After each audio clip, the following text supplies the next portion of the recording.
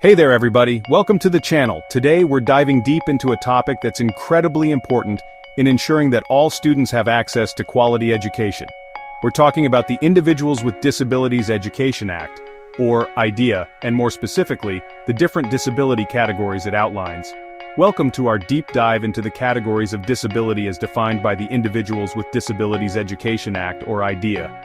This law, passed in 1975 and amended several times since, is a landmark piece of legislation that ensures a free and appropriate public education for all children with disabilities in the United States. Today we'll break down each category to help you better understand the diverse needs of students. We'll explore the challenges individuals within each category might face, the support systems in place, and most importantly, how we can create a more inclusive and supportive environment for everyone. Let's get started. First up, we're talking about autism. Now, it's important to remember that autism is a spectrum, meaning it affects individuals in a wide variety of ways. Some common characteristics include challenges with social interaction, communication, and repetitive behaviors. But, and this is crucial, every individual with autism is unique.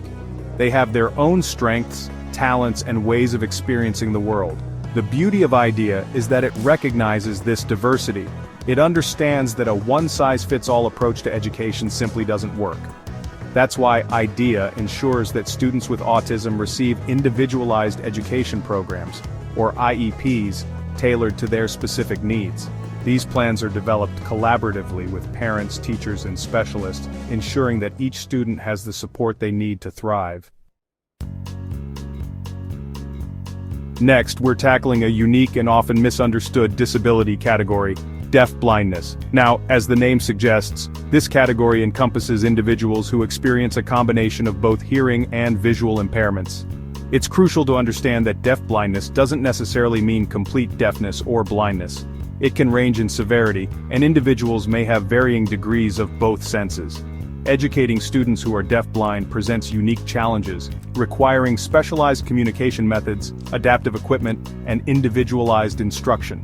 It's about creating a learning environment that compensates for the loss of sight and hearing while fostering the individual's strengths and abilities. Remember, communication is key, and finding ways to connect with and understand the needs of students who are deafblind is paramount. Let's talk about deafness, a hearing impairment that significantly impacts an individual's ability to process information through sound, even with the use of hearing aids or other amplification devices.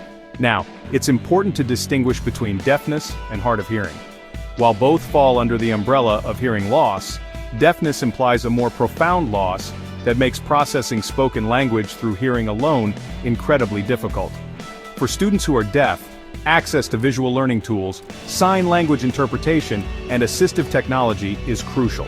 It's about creating an inclusive environment where communication barriers are minimized and students can fully engage with the curriculum and their peers. Remember, deafness is not a deficit, it's a different way of experiencing the world.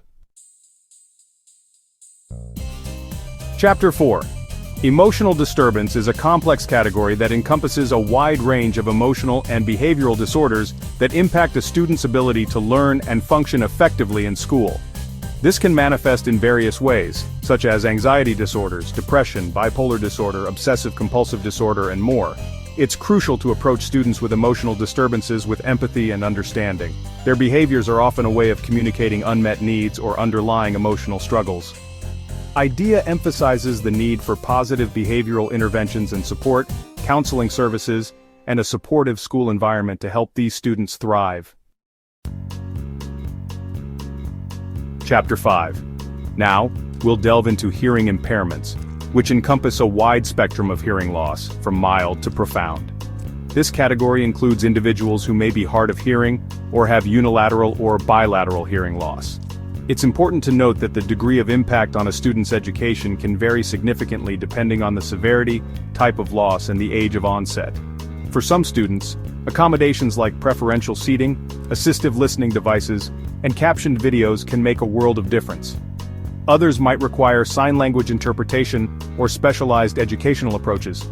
The key is to identify the specific needs of each student and provide tailored support to ensure their full participation and access to education. Chapter 6. Next, we're discussing intellectual disability, a category characterized by significant limitations in both intellectual functioning and adaptive behavior. Now, intellectual functioning refers to an individual's cognitive abilities, such as learning, problem-solving, and judgment. Adaptive behavior, on the other hand, encompasses the skills necessary for everyday living, such as communication, self-care, and social interaction. Students with intellectual disabilities often benefit from individualized instruction, functional life skills training, and community-based learning experiences. The goal is to help them develop their strengths, gain independence, and reach their full potential, both academically and in life. Chapter 7. Multiple disabilities. Let's talk about multiple disabilities, a category that encompasses individuals who experience two or more co-occurring disabilities. This means that their educational needs are so complex that they can't be met in a program designed for just one disability. For instance, a student might have a visual impairment and a physical disability, or they might have autism and a learning disability. Educating students with multiple disabilities requires a highly individualized approach, with a team of specialists working collaboratively to address their unique combination of needs.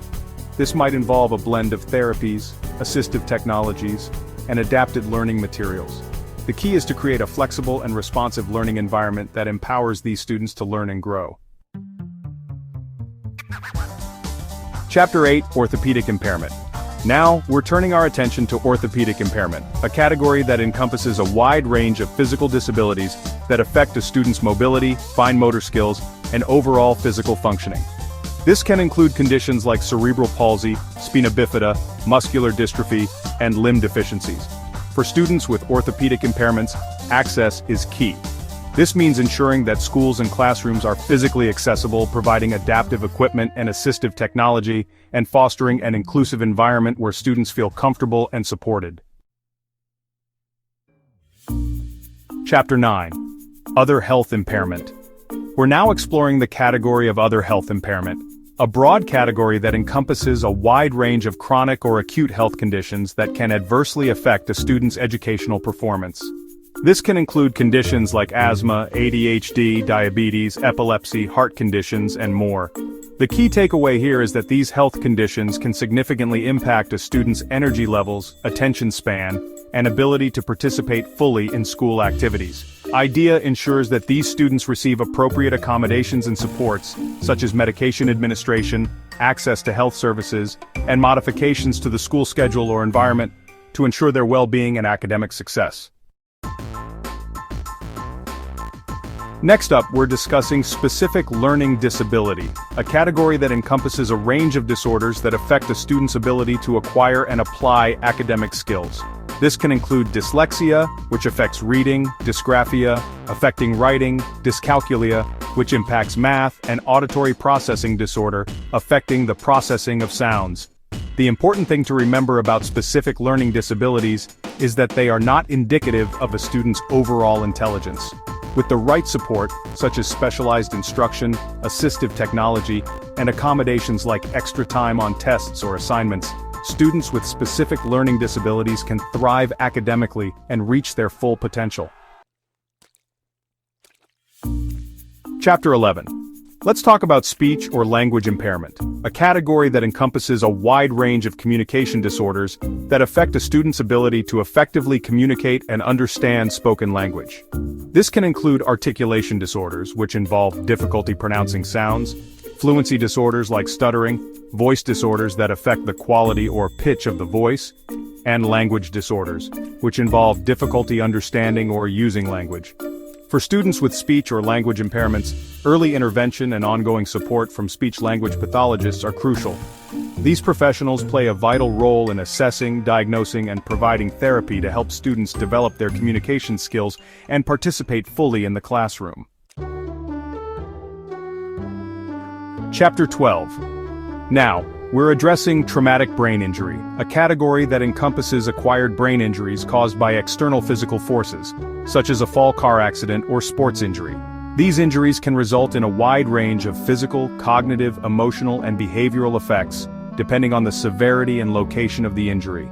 Students with traumatic brain injuries often require individualized education programs that are tailored to their specific needs and challenges.